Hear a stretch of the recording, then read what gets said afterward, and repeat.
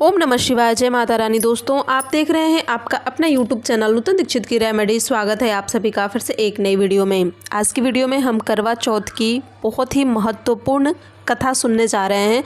यदि आप करवा चौथ का व्रत करती हैं तो आपको यह कथा जरूर ही सुनना चाहिए। इस कथा को सुनने से आपका व्रत संपूर्ण होता है।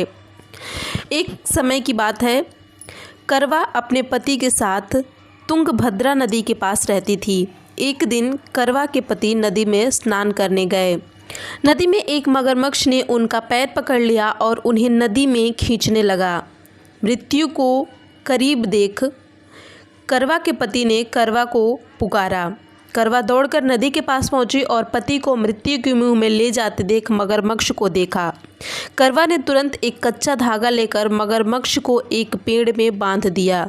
करवा के सतीत्व के कारण मगरमच्छ कच्चे धागे में ऐसा बंधा कि टस से मस नहीं हो पा रहा था। करवा के पति और मगरमच्छ दोनों के प्राण संकट में फंसे हुए थे।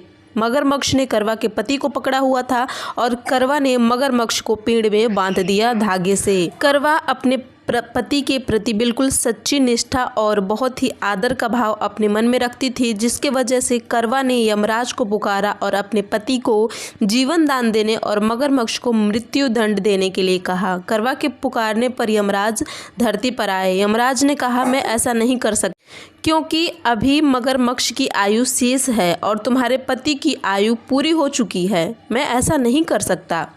क्रोधित होकर करवा ने यमराज से कहा, अगर आपने ऐसा नहीं किया तो मैं श्राप दे दूंगी। सती के श्राप से भयभीत होकर यमराज ने तुरंत मगरमच्छ को यमलोक भेज दिया और करवा के पति को जीवन दान दे दिया। इसीलिए करवा चौथ के दिन व्रत में सुहागन महिलाएं करवा माता से प्रार्थना करती हैं कि हे करवा माता, जैसे आपने अपने पति को मृत्यु के मुंह से वापस निकाल लिया, वैसे ही मेरे सुहाग की भी सदैव रक्षा करना। सदैव इन पे ऐसी कृपा बनाए रखना कि इन पे कभी कहीं कोई संकट, किसी भी प्रकार की मुसीबत नहीं आए। करवा माता की तरह सावित्री ने भी कच्चे धागे से अपने पति को वट वृक्ष के नीचे लपेट कर रखा था। कच्चे धागे में लिपटा प्रेम और विश्वास ऐसा था कि यमराज सावित्री के पति के प्राण अपने साथ लेकर नहीं जा सके। सावित्री के पति के प्राण को यमराज को पति के प्राण को लिए बिना ही यमराज को वापस लौटना पड़ा और सावित्री को वरदान देना पड़ा कि उनका सुहाग हमेशा बना रहेगा और लंबे समय तक दोनों साथ रहेंगे।